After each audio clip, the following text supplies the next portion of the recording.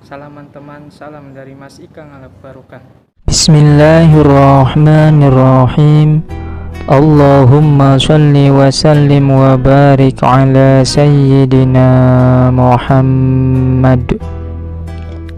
Raden Rahmatullah atau sering disebut dengan nama Sunan Ampel lahir di negeri Campa pada tahun 1401 Masehi. Putra dari Syekh Maulana Malik Ibrahim atau Sunan Gresik dengan istri putri dari Raja Campa yang bernama Dewi Chandrawulan. Dari perkawinan tersebut, Dewi Chandrawulan mendapatkan dua orang putra, yaitu Sayyid Ali Rahmatullah atau Sunan Ampel dan Sayyid Ali Murtado. Sedangkan adik Dewi Chandrawulan yang bernama Dewi Dwarawati diperistri oleh Prabu Brawijaya Majapahit. Dengan demikian, keduanya adalah keponakan Ratu Majapahit dan tergolong putra bangsawan atau pangeran kerajaan. Para pangeran atau bangsawan kerajaan pada waktu itu mendapat gelar Rahardian yang artinya tuanku. Dalam proses selanjutnya, sebutan ini cukup dipersingkat dengan nama Raden. Raja Majapahit sangat senang mendapat istri dari negeri Campa yang wajahnya dan kepribadiannya sangat memikat hati, sehingga istri-istri yang lainnya diceraikan. Banyak yang diberikan kepada para adipatinya yang tersebar di seluruh Nusantara. Salah satu contoh adalah istri yang bernama Dewi Kian, seorang putri Cina yang diberikan kepada Adipati Aryo Damar di Palembang. Ketika Dewi Kian diceraikan dan diberikan kepada Aryo Damar, saat itu sedang hamil 3 bulan. Aryo Damar tidak diperkenankan menggauli putri Cina itu sampai si jabang bayi terlahir ke dunia. Bayi dari rahim Dewi Kian itulah yang nantinya bernama Raden Hasan atau lebih terkenal dengan nama Raden Patah, salah seorang murid Sunan Ampel yang menjadi raja di Demak Bintoro. Kerajaan Majapahit sesudah ditinggal Mahapatih Gajah Mada dan Prabu Hayam Wuruk mengalami kemunduran drastis. Kerajaan terpecah belah karena terjadinya perang saudara, dan para adipati banyak yang tidak loyal dengan keturunan Prabu Hayam Wuruk, yaitu Prabu Brawijaya Kertabumi.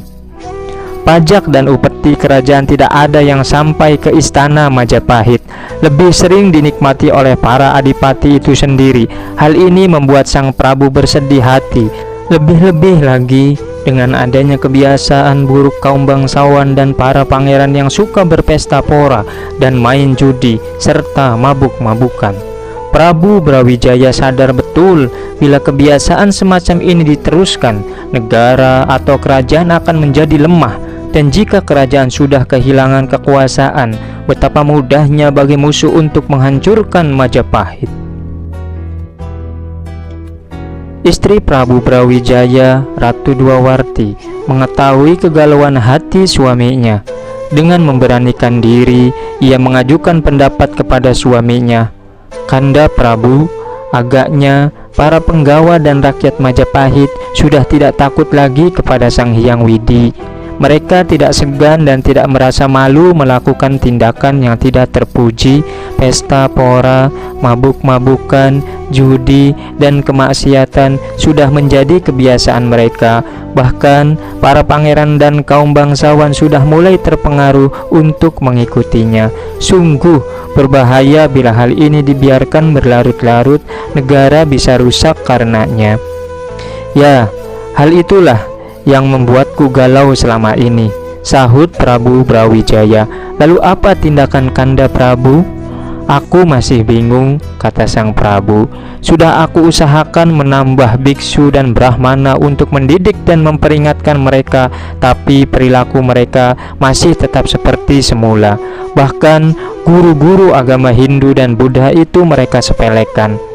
Saya mempunyai seorang keponakan yang ahli mendidik untuk mengatasi kemerosotan akhlak atau budi pekerti, kata Ratu Dwawarti. Betulkah? Tanya sang Prabu. Ya, Namanya Sayyid Ali Rahmatullah, putra dari Kanda Dewi Chandrawulan di negeri Campa. Bila Kanda berkenan, saya akan meminta Ramanda Prabu di Campa untuk mendatangkan Ali Rahmatullah ke Majapahit ini. Tentu saja, aku akan merasa senang bila Rama Prabu di Campa bersedia mengirimkan Sayyid Ali Rahmatullah ke Majapahit ini, kata Raja Brawijaya. Setelah pihak Majapahit menghubungi kerajaan Campa dan menjelaskan tujuannya, yaitu untuk meminta Sayyid Ali Rahmatullah datang ke Majapahit, maka diberangkatkanlah utusan dari Majapahit ke negeri Campa. Kedatangan utusan Majapahit disambut gembira oleh Raja Campa, dan Raja Campa tidak keberatan melepas cucunya ke Majapahit. Sayyid Ali Rahmatullah berangkat ke tanah Jawa tidak sendirian. Ia ditemani oleh ayah dan kakaknya, sebagaimana disebutkan di atas bahwa ayah Sayyid Ali Rahmatullah adalah Syekh Maulana Malik Ibrahim atau Sunan Gresik, dan kakaknya bernama Sayyid Ali Murtadha. Diduga mereka tidak langsung ke Majapahit, melainkan mendarat di Tuban. Tetapi di Tuban, tepatnya di desa Gesik Harjo, Syekh Maulana Malik Ibrahim jatuh sakit dan meninggal dunia. Beliau dimakamkan di desa tersebut yang masih termasuk Kecamatan Palang, Kabupaten Tuban. Sayyid Ali Murtadha kemudian meneruskan perjalanan.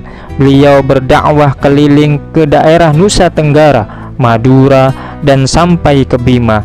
Di sana beliau mendapat sambutan Raja Pandita Bima dan akhirnya berdakwah di Gresik mendapat sambutan Raden Santri. Beliau wafat dan dimakamkan di Gresik.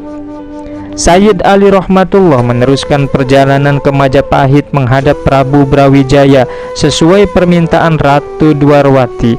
Singkat cerita, selanjutnya Sayyid Ali Rahmatullah menetap beberapa hari di istana Majapahit dan dijodohkan dengan salah satu putri Majapahit yang bernama Dewi Chandrawati atau Nyai Ageng Manila. Dengan demikian, Sayyid Ali Rahmatullah adalah salah seorang pangeran Majapahit karena dia adalah menantu Raja Majapahit. Selanjutnya, pada hari yang telah ditentukan, berangkatlah rombongan Raden Rahmat ke sebuah daerah di Surabaya yang kemudian disebut dengan Ampel Denta. Selama dalam perjalanan, beliau juga berdakwah kepada penduduk setempat yang dilaluinya. Dakwah yang pertama kali dilakukannya cukup unik. Beliau membuat kerajinan berbentuk kipas yang terbuat dari akar tumbuh-tumbuhan tertentu dan anyaman rotan. Kipas-kipas ini dibagikan kepada penduduk setempat secara gratis. Para penduduk hanya cukup menukarnya dengan kalimat syahadat. Penduduk yang menerima kipas itu merasa sangat senang, terlebih setelah mereka mengetahui kipas itu bukan sembarang kipas. Akar yang dianyam bersama rotan itu ternyata berdaya penyembuh bagi mereka yang terkena penyakit batuk dan demam. Dengan cara itu, semakin banyak orang yang berdatangan kepada Raden Rahmat. Pada saat demikianlah ia memperkenalkan keindahan agama Islam sesuai dengan tingkat pemahaman mereka. Cara itu terus dilakukan sehingga rombongan memasuki desa Kembang Kuning. Pada saat itu kawasan desa Kembang Kuning belum seluas sekarang ini. Di sana sini masih banyak hutan dan digenangi air atau rawa-rawa. Dengan karomahnya, Raden Rahmat bersama rombongan membuka hutan dan mendirikan tempat sembahyang sederhana atau langgar. Tempat sembahyang itu sekarang dirubah menjadi masjid yang cukup besar, dinamakan sesuai dengan nama Raden Rahmat, yaitu Masjid Rahmat Kembang Kuning.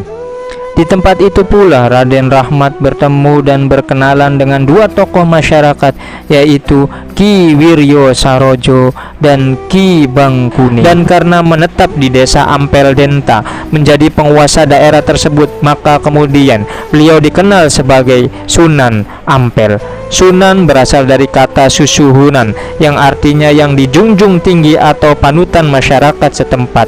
Ada juga yang mengatakan Sunan berasal dari kata suhunan, artinya guru besar atau orang yang berilmu tinggi. Selanjutnya, Beliau mendirikan pesantren tempat mendidik putra bangsawan dan Pangeran Majapahit serta siapa saja yang mau mendatang berguru kepada beliau. 5 falsafah atau ajaran Sunan Ampel. 1. Moh main atau tidak mau main berjudi. Kedua, moh ngombe atau tidak mau minum arak atau bermabuk-mabukan. Ketiga, moh maling atau tidak mau mencuri. Keempat, moh madat atau tidak mau menghisap candu, ganja, dan lain sebagainya. Kelima, moh madon atau tidak mau berzina. Prabu Brawijaya sangat senang atas hasil didikan Raden Rahmat. Raja menganggap agama Islam itu adalah ajaran budi pekerti yang mulia. Maka ketika Raden Rahmat kemudian mengumumkan ajarannya adalah agama Islam, Prabu Brawijaya tidak marah. Hanya saja ketika dia diajak untuk memeluk agama Islam, ia tidak mau. Ia ingin menjadi Raja Buddha yang terakhir di Majapahit. Raden Rahmat diperbolehkan menyiarkan agama Islam di wilayah Surabaya, bahkan di seluruh wilayah Majapahit, dengan catatan bahwa rakyat tidak boleh dipaksa. Raden Rahmat pun memberi penjelasan bahwa tidak ada paksaan dalam beragama. Wallahu a'lam. Mudah-mudahan bisa memberikan manfaat, khususnya untuk pribadi, umumnya bagi setiap yang mendengarkan video ini. Wassalamualaikum warahmatullahi wabarakatuh.